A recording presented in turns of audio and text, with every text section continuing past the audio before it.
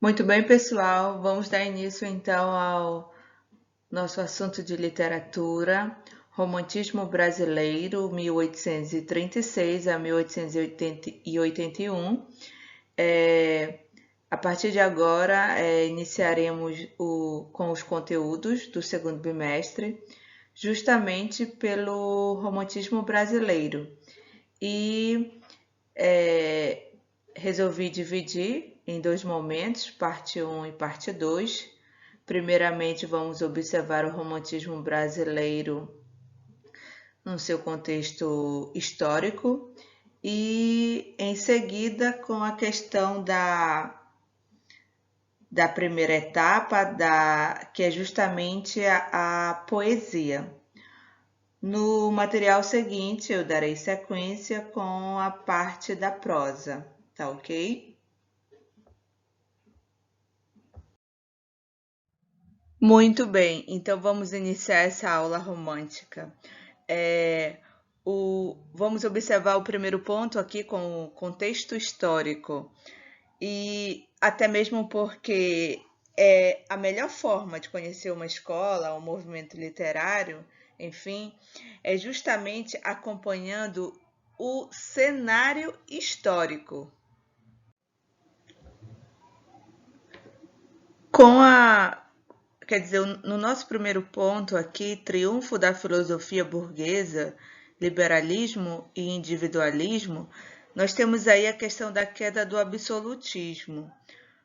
Ali o absolutismo, né, onde tinha um rei, que era o soberano, o líder de todo um povo, né? Com a queda do absolutismo, nós temos justamente o surgimento do liberalismo, né? Então, aí temos esse ponto, o triunfo da filosofia burguesa, não é? O sucesso da filosofia burguesa, que vem justamente com a queda do absolutismo, que dá espaço, que aí surge então o liberalismo, não é? Onde as pessoas eram livres para expor as suas ideias, os seus pensamentos, os seus sentimentos, né, nas mais diversas áreas. E na escrita não foi diferente. Os autores, os escritores, os poetas, não é? Eles passaram também a ter liberdade de escrita. Eles passaram a expor o seu eu. Cada um passou a colocar nos seus escritos as suas ideias, os seus pensamentos, os seus sentimentos, justamente com o surgimento do liberalismo, que combina muito bem com essa questão do individualismo. Eu não apresentava mais traços nos meus escritos, nas minhas obras, de algo que vinha ali de uma forma pronta, mas sim que a partir desse momento, da queda do absolutismo, com o surgimento do liberalismo, eu passo a colocar minhas ideias, a minha visão de mundo, a minha visão em relação a variados assuntos, a variados contextos. Daí, então, a questão do individualismo se fazer presente, não é? Com a questão dessa liberdade, com a questão da liberdade de expressão, com a questão da liberdade de expor as suas ideias, ok? E dando sequência, nós temos aqui no segundo ponto a questão da ascensão da burguesia, não é? Apresentada aí com o progresso político, social e econômico, não é? Com essa questão da queda do absolutismo, nós temos ali uma crescente no que se refere aos burgos, não é? No que se refere a essa burguesia. Acompanhadas também por duas situações, por dois contextos, vamos dizer assim, que é a questão da Revolução Francesa e Revolução Industrial, não é? Assim, não é que na questão da Revolução Industrial, não é que a mão de obra ali ela não era boa, não é? Mas, de acordo com a visão daquele momento, o maquinário ele apresentava, né, uma produção muito maior. Então, aqui, nesse momento, nessa questão da ascensão da burguesia, nós temos uma acompanhada também com a Revolução Francesa, né? Nós temos ali uma crescente em relação a esse momento, né? Nós temos um progresso tanto na parte política como na parte social, como também nessa parte econômica. As pessoas, como estavam vivendo outro momento, não é? Um momento de liberdade, um momento onde elas eram livres, elas tinham liberdade para diversas áreas, não é?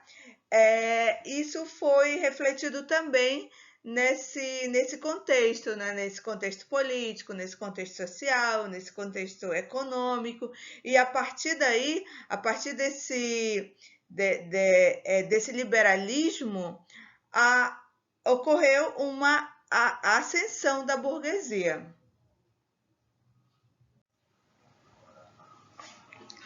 Esse terceiro ponto aqui é, no Brasil, a chegada, ainda envolvendo esse contexto histórico, a chegada da família real, seus desdobramentos, a independência de 1822, e o primeiro reinado, regência, segundo reinado, enfim.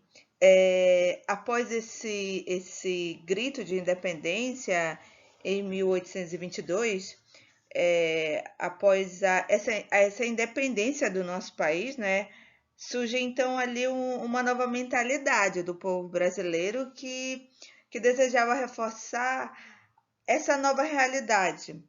E dessa forma, eles acabaram negando, na verdade, tudo que tinha de origem na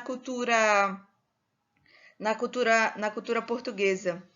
E aí nós damos ênfase aqui, ainda na sequência, projeto de formação da identidade nacional, o Rio de Janeiro, capital política da nova nação, referência para as artes nacionais. Como o país ele atravessava um momento marcado por reformas políticas, um ânimo de liberdade, surge então aí essa necessidade de construção dessa nova nação, né? Justamente por meio desse projeto de formação de identidade nacional, que faz todo esse destaque para a questão do nacionalismo, né? Na verdade, para a valorização da nossa pátria, tá? Então, assim, o contexto histórico do romantismo brasileiro, ele se apresenta justamente por meio desses pontos apresentados aqui para vocês. Romantismo no Brasil foi um movimento artístico, político e filosófico que surgiu nas últimas décadas do século XVIII na Europa, que durou por grande parte do século XIX, né? Então aqui, romantismo é igual a sentimento. O termo romântico ele é caracterizado pela subjetividade, pela emoção, pelo sentimentalismo e lirismo. Aqui o subjetivo é que comanda. No romantismo, o eu é que comanda as minhas ideias, as minhas emoções, o meu sentimento, tá? A carga maior aqui, ela vai justamente para esses pontos nessa escola literária. Dando sequência, os escritores românticos desenvolviam seus textos de forma mais emotiva e sentimental, explorando as emoções e o drama humano. Então, os escritores, os poetas, enfim, românticos, eles eram muito intensos, como estávamos passando ali pela questão do liberalismo, né, que tem tudo a ver com esse momento, que já observamos no contexto histórico. Então, eles eram livres, eles escreviam de forma intensa, eles colocavam toda a subjetividade possível dentro de suas obras, tá ok? Então, assim, essa questão do emocional tem tudo a ver com esse momento, né, com essa escola literária, com o romantismo. E no Brasil, o marco inicial do movimento, ele ocorreu justamente com a publicação da obra Suspiros Poéticos e Saudades, que é justamente de Gonçalves Dias, que ela ocorreu ali em 1836, tá certo? Então, só recapitulando essa ideia, que quando você observar esse conteúdo, romantismo, você já leva ele para aquele lado, você já faz um paralelo dele com a parte de sentimento, com a parte do emocional. Romantismo é emoção, romantismo é subjetividade. Temos aqui as características do romantismo, separei aqui algumas para vocês. Aqui a primeira, oposição à tradição clássica. Nós temos essa oposição aí devido à questão da era clássica trazer a questão da nobreza, do objetivismo, da razão, enquanto que o romantismo já era todo o oposto, né? Ao invés da nobreza, o romantismo era a burguesia, ao invés do objetivismo da era clássica, o romantismo era a subjetividade, ao invés da razão da era clássica, o romantismo era a questão do sentimentalismo. Então, toda essa questão aí de oposição. O segundo ponto, liberdade de criação, a valorização da originalidade, né? A valorização das expressões do sentimento, a manifestação do eu aí, né? Os artistas, os poetas, enfim, eles eram livres para desenvolverem as suas criações. Logo no ponto 3, nós temos aí a questão da subjetividade, né? Que é meio que uma característica está entrelaçada com a outra, né? Você é livre para expor da forma que você achar melhor, não é? Você vai expor ali os seus sentimentos, você vai ser subjetivo, você tem uma ideia, o outro poeta tem outra ideia, e assim eram desenvolvidos os textos, né? Baseados, apoiados, na verdade, nessa questão da subjetividade. Logo em seguida, nós temos a questão do sentimentalismo. Como eu já falei em slide anterior, essa questão do sentimentalismo, né? Romantismo, quando você fala em romantismo, você tem um paralelo ali com quem? Com a questão do sentimental, com a questão do sentimentalismo. Em seguida, nós observamos o egocentrismo. O egocentrismo é o que dentro do romantismo? É esse culto do eu, não é? O indivíduo ele está ali como o centro da existência. Outro ponto, evasão. Evasão é fuga, né? É uma fuga da realidade. Ou por meio, eles tratavam, né? Os poetas tratavam, românticos tratavam a evasão como a fuga da realidade por meio de quê? Por meio da morte. Aí nós temos a questão da segunda geração do romantismo, né? Na parte poética, essa evasão por meio do sonho, por meio da arte, enfim, faz-se presente essa característica aí na estrutura do romantismo. Outro ponto, a melancolia, né? A melancolia, né? Romantismo, sentimentalismo, né? Toda essa questão da emoção. A melancolia não poderia faltar aí, né? Essa situação esse contexto de tristeza profunda, né? Aí nós temos a questão do mal do século, que nós também vamos observar na segunda geração do romantismo, na questão poética, certo? Outro ponto, a valorização do índio.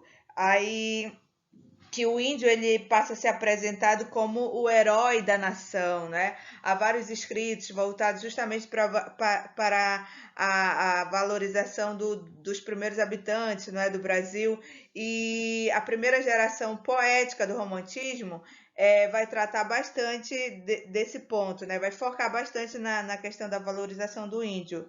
O último ponto aqui apresentado para vocês, perdão, nacionalista, né? A valorização da pátria. A questão, nós vamos observar nessa questão nacionalista, a questão de lutas que envolvem a nação, né? A minha pátria, o meu lugar, a minha região, né? São questões desenvolvidas a favor do seu lugar de origem, né? É o amor à pátria. Ok? Então, aqui nós temos, eu apresentei aqui para vocês algumas características, não é? Há outras também que envolvem o romantismo. E como eu coloquei aqui em algum momento, que se nós formos observar, uma está ligada à outra, não é? Uma faz uma ligação aqui à outra. E no contexto geral, né, temos então as características que envolvem essa escola literária. O romantismo, então, é dividido em dois momentos. Primeiramente na parte poética, para a parte poética, em seguida para um momento em prosa. A poesia ela é dividida em três gerações. A primeira geração, que é a indianista e nacionalista, ela justamente valoriza o nosso país, essa questão nacional, a questão intensa em valorizar a nação, e vê o índio como símbolo de honra do herói nacional, né? O índio aqui, na primeira geração, é visto justamente como o nosso herói nacional. Dentre dos principais poetas estão Gonçalves de Magalhães e Gonçalves Dias. Se nós formos observar aqui no trechinho da canção aqui de Canção do Exílio, não é, de Gonçalves Dias aqui, valorizando essa questão da nação, né? Nós vamos pegar aqui alguns trechos, Canção do Exílio. Aí ele já começa assim, né? Aquele amor à pátria. Minha terra tem palmeiras, minha terra, não é? Nosso céu tem mais estrelas, a valorização total da sua nação, não é? Nossas várzeas têm mais flores, valorização da pátria. Tem uma outra informação aqui. Minha terra tem primores. Então, se você for observar as obras, melhor dizendo, desses autores, desses poetas, elas têm justamente o foco nessa questão indianista, nessa questão nacionalista. Então, os poemas aqui da primeira geração, eles são justamente voltados para essas duas questões, indianista e nacionalista. Segunda geração do romantismo na parte poética. Ela é intitulada aí de mal do século, de derrotismo, de byronismo, não é? A segunda geração é onde envolve aquele sentimento de derrota diante da vida, aquela característica pessimista, tem um grande gosto pela noite, pela morte. Aqui envolve a melancolia, a tristeza. A segunda geração ela é muito intensa nessa questão da derrota, na questão do pessimismo, na questão da tristeza, da melancolia. E diante desse segundo momento poético dentro do romantismo, os principais autores são Álvares de Azevedo, Casimiro de Abreu, Junqueira Freire, Fagundes Varela e Bernardo Guimarães. E se nós formos observar aqui ao lado, né, em um trecho aqui de Álvares de Azevedo, já começa com esse verbo, né, voltado para a morte. Se eu morresse, né, ele já começa assim, intitulado aqui, né, no título, melhor dizendo, se eu morresse amanhã, veria ao menos fechar meus olhos, minha triste irmã, minha mãe de saudades morreria. Então é muito voltado para essa questão que alguns colocam, alguns estudiosos colocam assim, é um momento depressivo, é um momento de derrota, né? É um momento triste, né? E todas essas questões, não é, de tristeza, de melancolia, elas são aplicadas nessa segunda geração do romantismo, na parte poética, com muita intensidade, né? Ok?